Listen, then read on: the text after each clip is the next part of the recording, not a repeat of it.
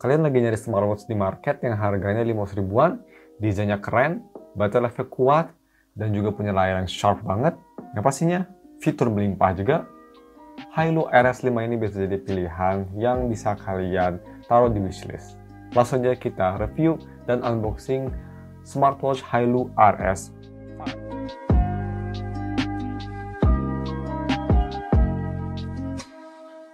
Oke, yang pertama mari kita langsung aja bahas untuk harga dan tipenya.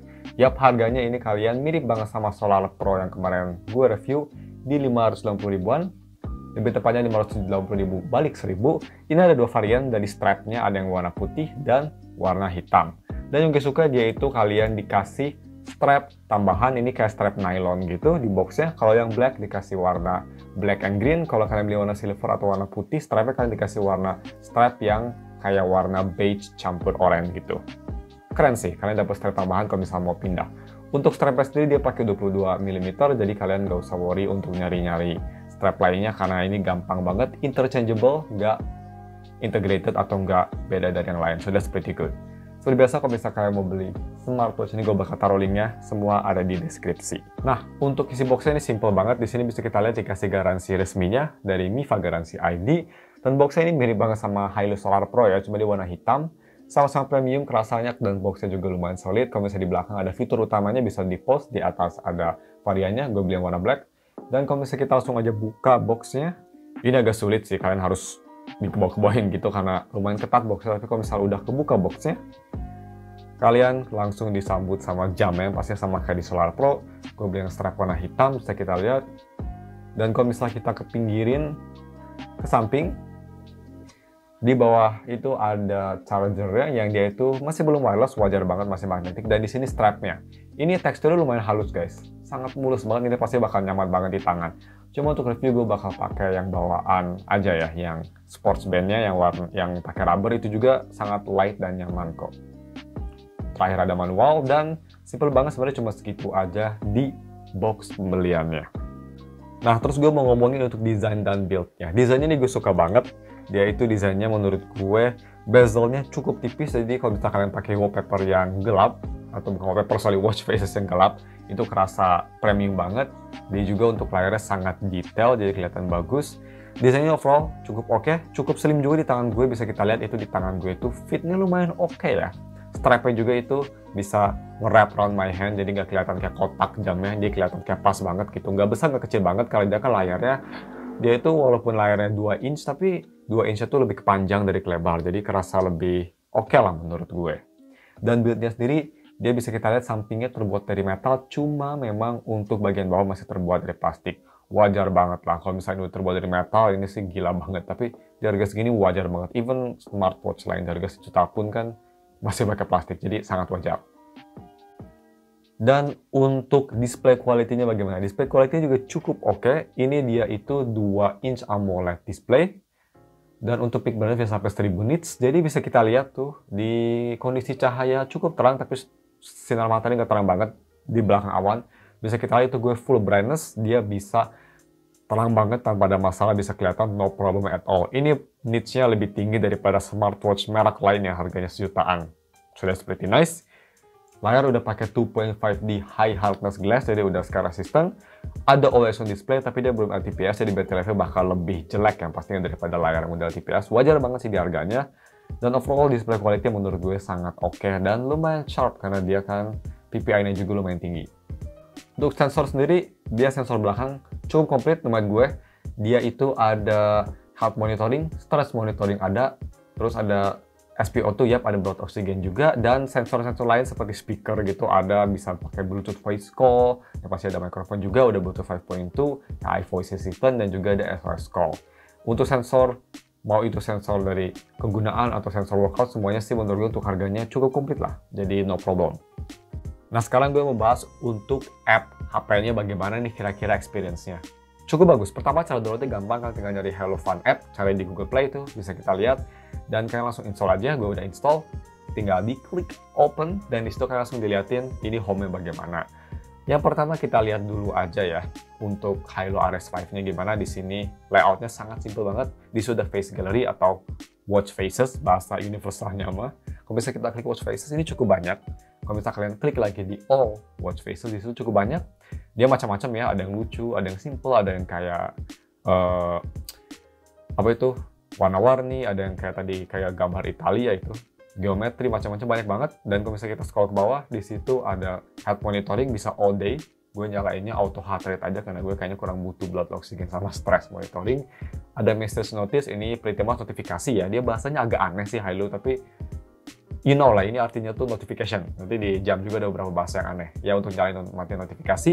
Di more tools ada phone setting. Ini bisa untuk Bluetooth calling juga. That's pretty good. Ada sync weather, jadi weather HP sama jam sama. Standard notice, kalau misalnya kalian kelamaan duduk, bisa diatur setiap 1 jam, dan itu bisa ada kayak lunch break-nya, jadi nggak bakal ngasih tahu kalian untuk berdiri. Find my watch, quick reply juga kalau misalnya incoming calls kalian lagi sibuk. Dan di sini untuk ada yang pasti ada device setting. Terus di situ ada yang lain seperti reset to factory, kalau bisa mau dijual, ada firmware, dan juga about device. Cuma kita lihat itu others-nya tuh tulisannya kecil ya, jadi aplikasi mungkin butuh sedikit refinement, banyak yang bahasanya mungkin kurang dimengerti atau beda dari yang lain, dan juga intonasi, bukan intonasi, huruf besar, huruf kecil. Dan kita kalau balik ke home, di sini bisa kita lihat, bisa ngelihat full data workout kalian hari ini seperti steps. Jadi gue jarang banget jalan ya, sorry about that. Dan kalau bisa kita ke bawah, di sini ada exercise record. Kalau misalnya kalian habis workout, di sini gue habis Beat Saber cuma 16 menit aja, coba buat ngetes. Bisa dilihatin max BPM-nya, average heart rate, dan di sini dikasih tahu itu di zone mana aja ya. Gue cuma 1% tuh di zone yang paling bahaya, anaerobik 7%. Cuma memang yang gue kurang suka itu kalian nggak bisa ngelihat spesifik heart rate-nya di graph-nya. Jadi cuma graph-nya tuh nggak bisa di interaksi. Agak aneh sih. Untuk sleeping ini komplit banget, malah gue suka dibanding sama tadi exercise datanya. Komplit banget, dikasih tahu semuanya, dan dikasih tahu ini artinya apa. Gue klik deep sleep, dikasih tahu artinya apa. Jadi cukup komplit untuk sleeping ini, sleep trackingnya cukup komplit ngasih taunya. Dan di bawah ini simple ya, ada stress, SpO2, women's health, dan juga weight. Simple sekali. Jadi cuma segitu aja di app-nya. Kalau misalnya gue ngeliatnya ini cukup oke. Untuk harganya apalagi ini cukup bagus. Kalau misalnya kita ke sport, juga di sini bisa kita lihat ada GPS, tapi GPS yang pasti dari HP bukan dari jam, karena jamnya belum ada GPS ya guys.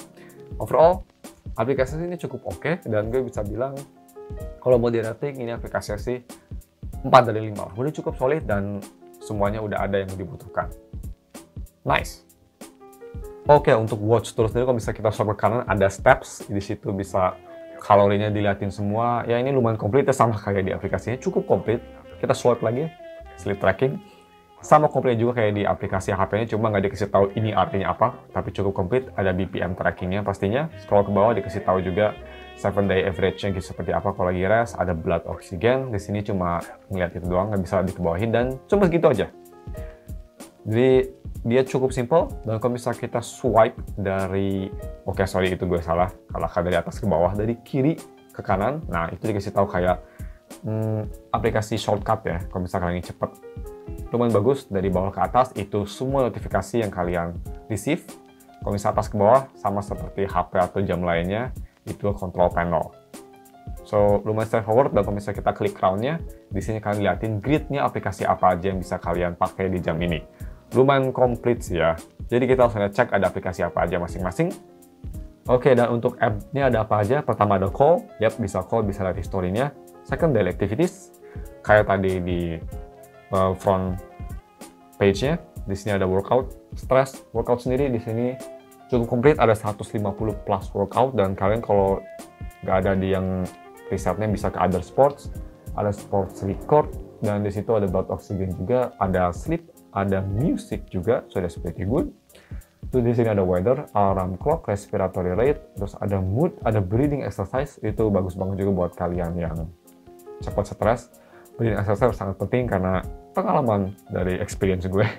Terus di itu kalau misalnya kita scroll ke bawah ada voice assistant yang tadi gue udah bilang pakai AI voice, SOS, nice, female health. Dan kalau misalnya kita ke setting, di situ cukup komplit, warna-warni, ada sistem QR code, itu sistem kalau misalnya mau nge-reset dan yang lain-lain, password, nice, dan gue mau bahas ini brightness. Di brightness setting ada bright screen time, itu bahasanya aneh banget. Itu pretty much artinya screen time out, cuma gak tau kenapa pakai bahasa itu. Ada langsung display juga, dan pretty much cuma segitu, cukup komplit sih. Dan kita langsung move on ke selanjutnya.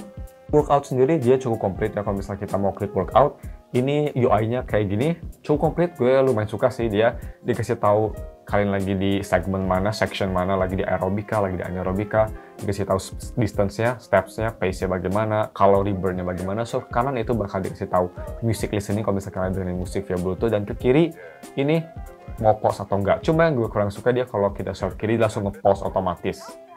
Gue sih lebih suka manual pause-nya, tapi ini cuma personal preference sih.